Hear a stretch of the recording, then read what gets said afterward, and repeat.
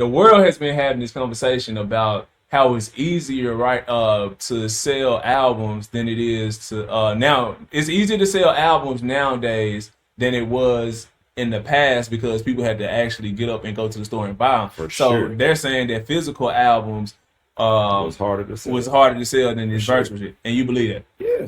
Everybody, I'm Right. like the one person in the world that Bro, don't listen, believe think that. about it. Virtual sales mean somebody get on their phone. People walk through the store all the time and walk up to me and be like, hey, man, fuck with my album. It's on Apple Music right now. I go in there, download it. I already paid for my subscription to Apple Music. So even if I never listen to this album, I'm giving you at least a download. Gotcha. You're getting something for that. Okay. Back in the G, a nigga had to be in the back of his damn fucking Chevy with the trunk open with that bitch banging. And you had to like it to walk up to him and give him $10 for that mixtape. Okay. That was harder. No. Bro, You know why? You know wanna why? subscribe. You subscribe to Apple Music every month. Yeah. Or Spotify. Well, I'm whatever. with Spotify. But Whatever you choose, you do that every month. You're not losing. You're not spending any extra money to download that person's album. Back then, you spent the extra $10 to get that damn CD.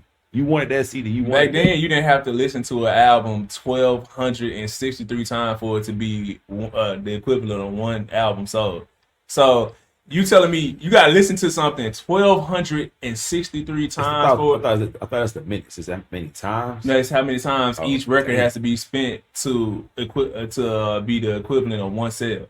So back then, you could listen to an album one time, and if it was trash, you throw the shit away. Even though you already bought it, it doesn't mean it was a classic. You bought it to hear it. And so I got 3 reasons. I got a few reasons why back then what they did was way hard. I mean, it's way harder what they're doing now. So back then there was like 6 or 8 major record labels. That was it. You know what y'all familiar with what payola is? Yeah. So payola has always existed. That's why they came up with the rule. People were just paying the record stations to play these albums, right? Play these artists' songs and stuff, right?